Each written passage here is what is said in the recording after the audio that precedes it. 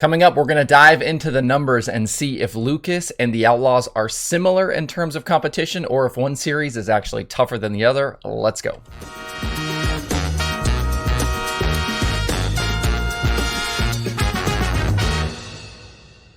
Today is Wednesday, March 16th, 2022. Welcome into Dirt Tracker Daily. I'm Justin Fiedler. I feel like today's show topic and some of the conclusions may hurt some feelings, so let's just get right into it. I'm a numbers guy. I don't think that's a secret here. I have an entire section of my website dedicated to dirt racing stats and analytics and numbers. As with anything like this, the numbers don't ever tell the entire story, but neither does the eyeball test. You kind of have to use both, but in the instance of dirt racing, we haven't had super great numbers to help explain things in the past, so I built what I wanted. And in the past on the show, I've done a bit of a statistical analysis of the difference in difficulty between the World of Outlaws Sprint Car Series and the All-Star Circuit of Champions. I did a whole show about it, and those numbers are now available all the time in the dashboard if you are a Dirt Tracker Plus member. So the next logical comparison after we did the two top Sprint Car Series is to do the two top Late Model Series. With the Sprint Car comparison, we used an index of drivers that were not full-time with either series, but with the late models, we can use full-timers because guys go back and forth all the time. There aren't the restrictions on the late model side like there is on the Sprint Car side. So like I did before, I put together an index of drivers so we could compare average finish between the two series.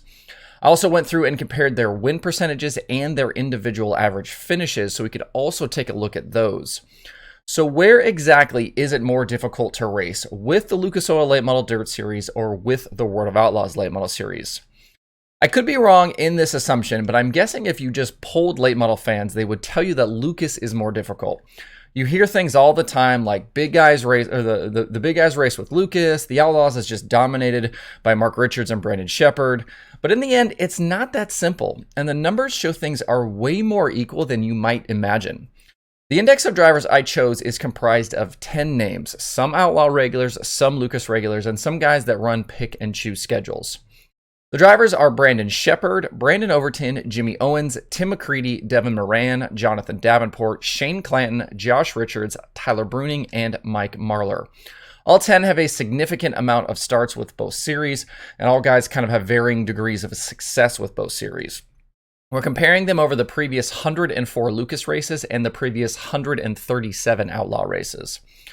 Let's start with total average finish for all drivers. When you compile all their feature starts and finishes, the average finish for the index with the Outlaws is, drumroll please, 10.05.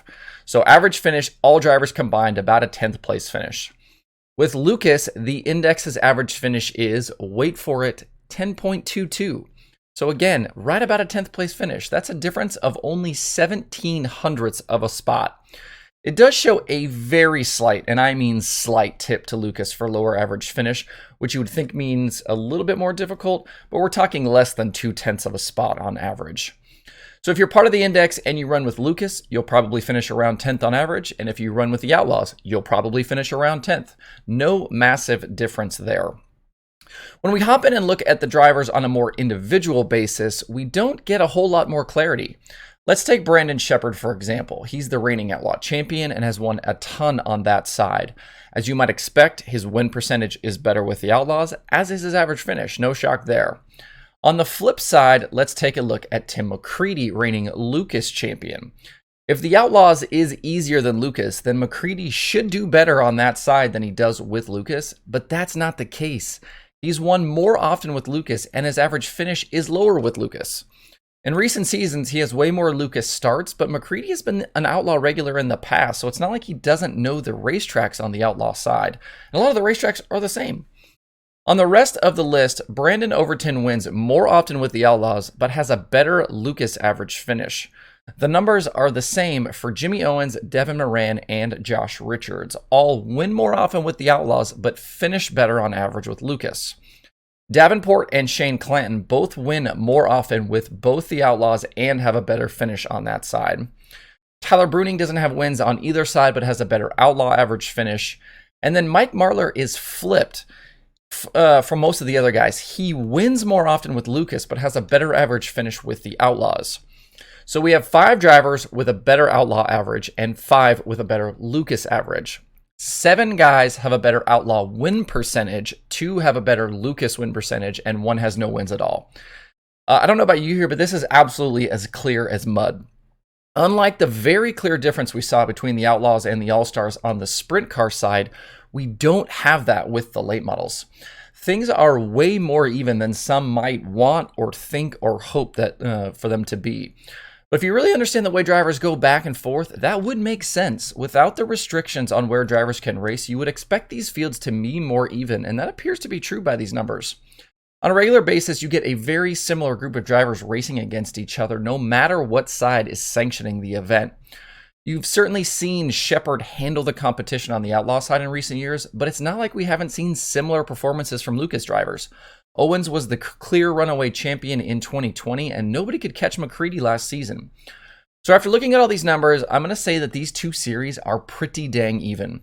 After you've digested this a bit, drop me a comment, let me know your thoughts on this and your own conclusions based on this information. If you're a fan of one side versus the other, do me a favor and try and step back and be as unbiased as you can as you look at this. Do you view these series as even when it comes to the competition on the track? Let me know what you think.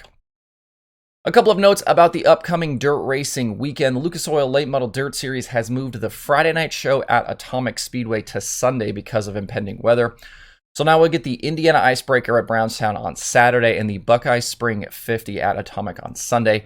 Brownstown is 15 grand to win and Atomic is 12 grand to win.